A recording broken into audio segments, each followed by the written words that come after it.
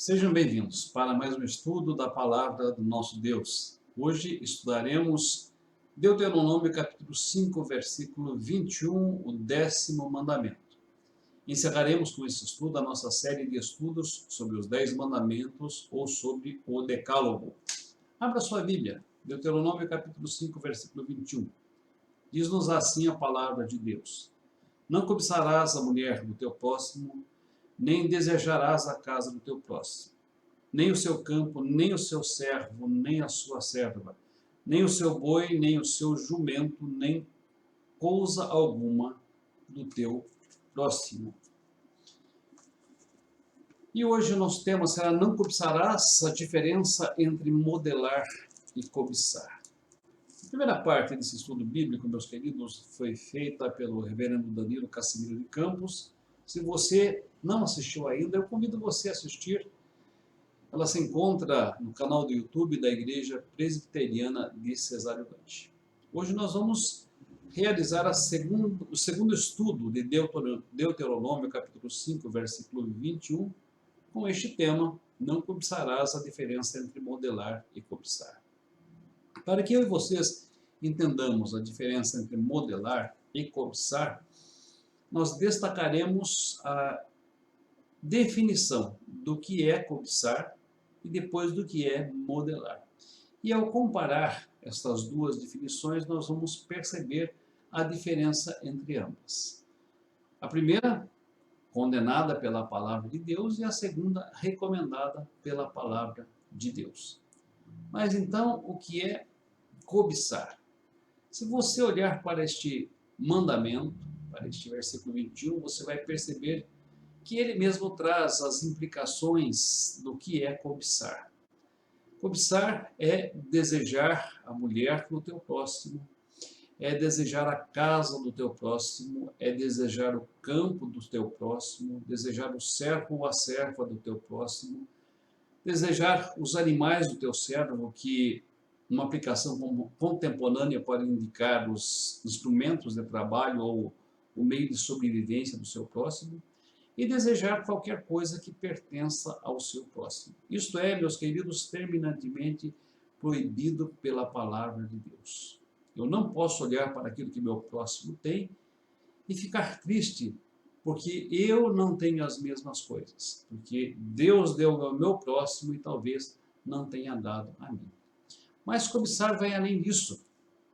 Cobiçar, além de se entristecer pelas posses do nosso próximo, além de desejar para si as coisas que são do seu próximo, compreende o desejar que o seu próximo não tenha estas coisas. Quem cobiça, prestem atenção, não somente deseja o que não tem, o que é do seu próximo, mas também quer que o seu próximo não tenha, quer que o seu próximo não possua. O Catecismo Maior, um dos símbolos de fé da Igreja Presbiteriana do Brasil, pergunta número 148, ele questiona o seguinte: quais são os pecados proibidos no 10º mandamento?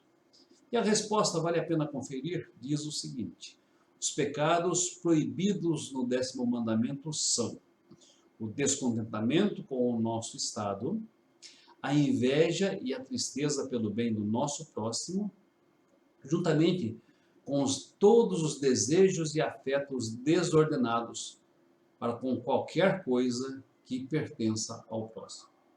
E na pergunta número 147, o mesmo catecismo faz a seguinte indagação: quais são os deveres exigidos no 10º mandamento? E a resposta é a seguinte: os deveres exigidos no 10º mandamento são pleno contentamento com a nossa condição e uma disposição caridosa para com a casa do nosso próximo, de modo que todos os nossos desejos e afetos relativos ao próximo se inclinem para o seu bem e promovam o seu bem. Pois bem, entendido o que é não cobiçarás, vejamos o que é modelar. Diferentemente de cobiçar, meus queridos, modelar é olhar para o próximo com respeito, com consideração, com admiração e procurar imitá-lo, a fim de conseguir, tal qual ele, os mesmos resultados. É aprender com o próximo, é aprender com o irmão, é ser mentoreado através dele, através da atitude dele, através da postura dele. E onde encontramos respaldo para isso? Na palavra de Deus. O apóstolo Paulo, em 1 Coríntios capítulo 11, declara o seguinte: sede os meus imitadores, como eu sou de Cristo. 1 Coríntios capítulo 11, versículo 1.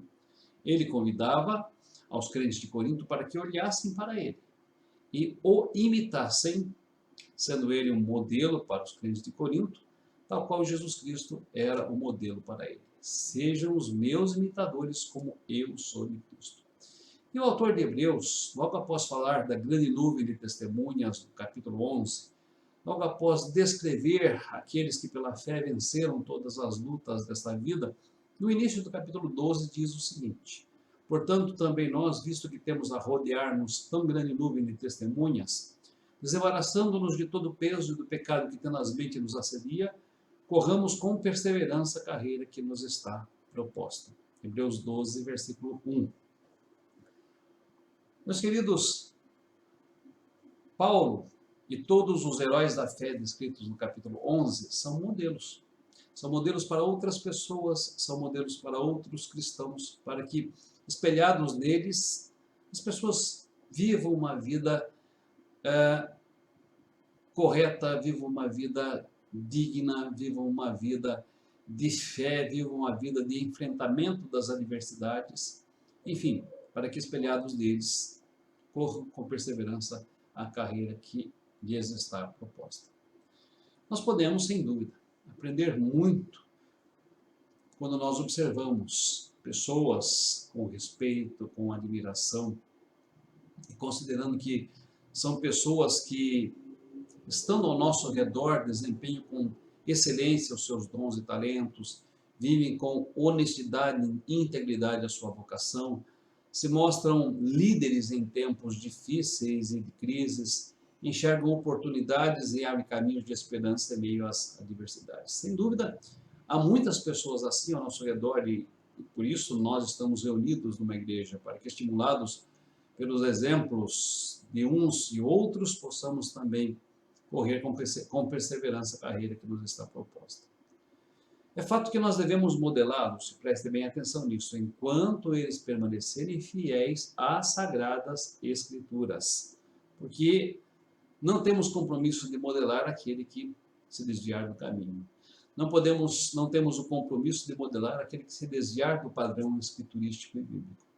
Não temos a obrigação de modelar e nem de respeitar aqueles que se desviaram da fé, indo atrás de outras doutrinas, indo atrás de outro evangelho.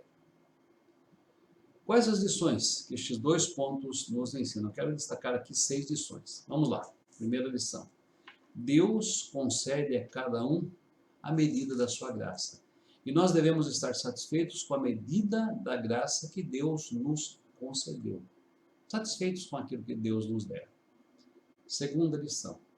Nós devemos nos alegrar com aqueles que se alegram, de tal forma a se congratular com o próximo em suas conquistas, e não a cobiçar suas conquistas, e não a cobiçar o seu sucesso. Terceira lição. A cobiça traz consigo um sentimento de comparação e um sentimento de inferioridade. Isto nos faz perder grandes oportunidades que Deus nos dá também. Isso nos faz perder portas que se abrem para todos nós. Quando gastamos tempo e energia olhando para a casa do nosso próximo, esquecemos que este tempo e energia nos são dados para que possamos olhar para a nossa casa e para a forma como Deus quer abençoar a nossa casa e a nossa vida. Quarta lição. A modelagem, por outro lado, nos faz admirar, respeitar e considerar aquelas pessoas que vivem os valores da palavra de Deus, que vivem as virtudes cristãs, e também a procurar aprender com aqueles que são espirituais, com aqueles que estão maduros ou em processo de amadurecimento da sua vida espiritual. quinta lição. Nós devemos nos espelhar nesta grande nuvem de testemunhas que nós temos a nos rodear, para que assim como eles correram com perseverança a carreira que lhes estava proposta e venceram pela fé, nós possamos também correr com perseverança a carreira que nos está proposta e vencer pela fé. Sexta lição: sobre todas as coisas e sobre todas as pessoas. Acima delas, nós temos o exemplo máximo que é Jesus Cristo, de quem nós devemos ser imitadores e a quem sobre todas as coisas nós devemos modelar, para que tenhamos a mente de Cristo e para que possamos andar como Jesus Cristo andou. Meu irmão, minha irmã, meus queridos, que Deus nos abençoe, que Deus abençoe as suas famílias e que Deus guarde a cada um sob os teus cuidados.